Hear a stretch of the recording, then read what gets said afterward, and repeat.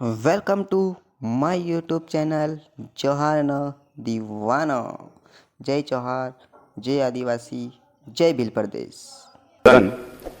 कल राज्यपाल जी का मैंने भाषण सुना, आज रामेश्वर शर्मा जी ने भी चीजें बताई। बात यह है कि इन दोनों भाषणों में एक चीज साफ थी, रोजगार का मुद्दा गायब था। जो रोजगार आज युवाओं के लिए सबसे बड़ा मुद्दा बन गया है। इस प्रदेश का हर युवा एक ही चीज पुकारता है, रोजगार, रोजगार, रोजगार। और उनकी पीड़ा मैं आप सबके सामने रखना चाहूंगा। बेरोजगार हैं साहब, इन्हें रोजगार चाहिए। भ्रष्टाचार में लोग खूब नौकरी पा रहे हैं, रिश्वत की कमाई खूब मजे से खा रहे हैं। नौकरी पाने के लिए यहां जुगाड़ चाहिए। बेरोजगार हैं साहब, इन्हें रोजगार चाहिए। टैलेंट की कोई कमी नहीं मध्य प्रदेश की सड़कों पर। दुनिया बदल देंगे, भरोसा करो इन लड़कों पर। कैसे मिले नौकरी जब नौकरी ही बिकी जा रही है।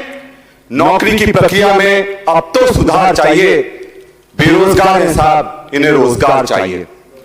साहब, मैं सभी यहां पर उपस्थित विधायकों को मैं एक चीज कहना चाहूंगा कि रोजगार का महत्व आज सबसे ज्यादा हो गया है।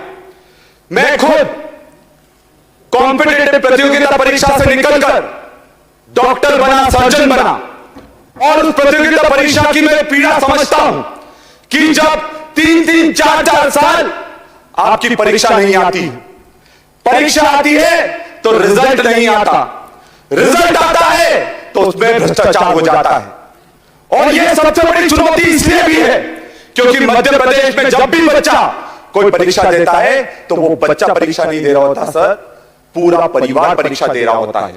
और परिवार को डर लगा रहता है कहीं बच्चे के मानसिक संतुलन ना बिगड़ जाए और बच्चा आत्महत्या ना कर ले। यह हकीकत है। और यही सी स्थिति 2 दिन पहले इंदौर के एक बालक ने एमपीपीएससी की जो तैयारी कर रहा था, उसने आत्महत्या कर ली। उसके आत्महत्या करने से शायद कुछ लोगों को फर्क नहीं पड़ेगा, पर यह सिस्टम के मुंह पर जबरदस्त तमाचा है। क्योंकि आज अगर हम अपने बच्चों को रोजगार नहीं दे पा रहे हैं तो हम उनके लिए कुछ अच्छा नहीं कर रहे हैं। और सबसे बड़ी बात मैं सभापति जी के सामने रखूंगा। आज मेरा एक तारांकित प्रश्न था कि कितनी भर्तियां हुई, उनकी कब विज्ञप्ति निकली, और विज्ञप्ति निकली तो उसका क्या हुआ, और अगर विज्ञप्ति निरस्त हुई तो उन बच्चों को वह पैसे वापस करेंगे कि नहीं करेंगे। मैं आपको बताना चाहूंगा सभापति जी, उस प्रश्न का मुझे उत्तर नहीं दिया गया। क्या यह विधायक के प्रोटोकॉल का उल्लंघन नहीं है कि प्रश्न पूछे जाने पर उसका उत्तर नहीं दिया जाए। मैं एक और बात कहता हूं कि मध्य प्रदेश में सरकार, मुख्यमंत्री बहुत वादे करते हैं, और जिस तरह के वादे अतिथि शिक्षकों के साथ किए गए, अतिथि विद्वानों के साथ किए गए, आशा कार्यकर्ताओं, आंगनवाड़ियों के साथ करेंगे, सबको छल लिया गया है। और आज बेरोजगारी, पलायन का सबसे बड़ा कारण है। मैं एक आदिवासी हूं, आदिवासी अंचल से आता हूं। हमारे पूरे लोग गुजरात जाते हैं नौकरी करने के लिए। क्या कारण है कि उनका रोजगार झाबुआ में नहीं मिल पाता, आदिवासी अंचल में नहीं मिल पाता, उनको बाहर पलायन करना पड़ता है क्योंकि उनके पास रोजगार नहीं है। क्या कारण है मध्य प्रदेश में एसटी एससी बैकलॉग के 1.5 लाख से ज्यादा पद खाली पड़े हुए हैं।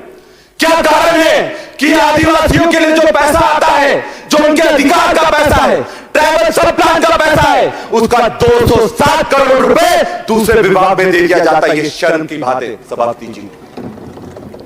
और सबसे बड़ी बात, मध्य प्रदेश में रिटायरमेंट की उम्र 62 से बढ़ाकर 65 करने जा रहे हैं।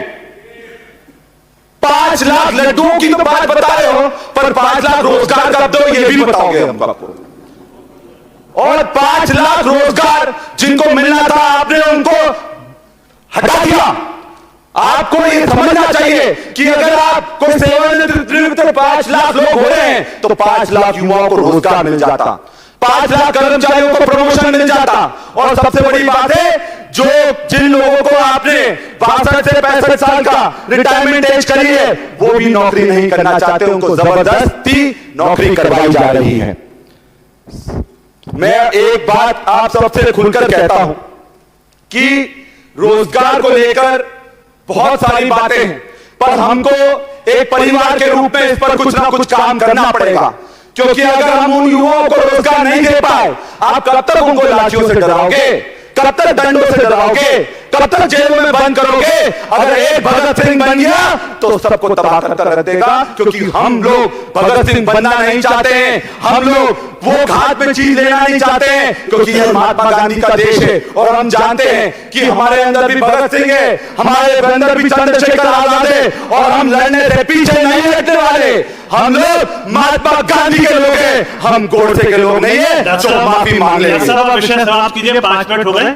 मेरे को आज मैं 2 पंक्तियों के साथ अपनी बात को समाप्त करना चाहूंगा कि मध्य प्रदेश में युवाओं की क्या स्थिति है। पिछले 2 दशकों में मध्य प्रदेश में बेरोजगारों की एक ही कहानी है, दर दर भटक कर युवा झोंक रहे अपनी जवानी है, अपनी जवानी है। बहुत बहुत धन्यवाद। Thank you. शैलेंद्र जैन जी, सम्मानित सदस्य।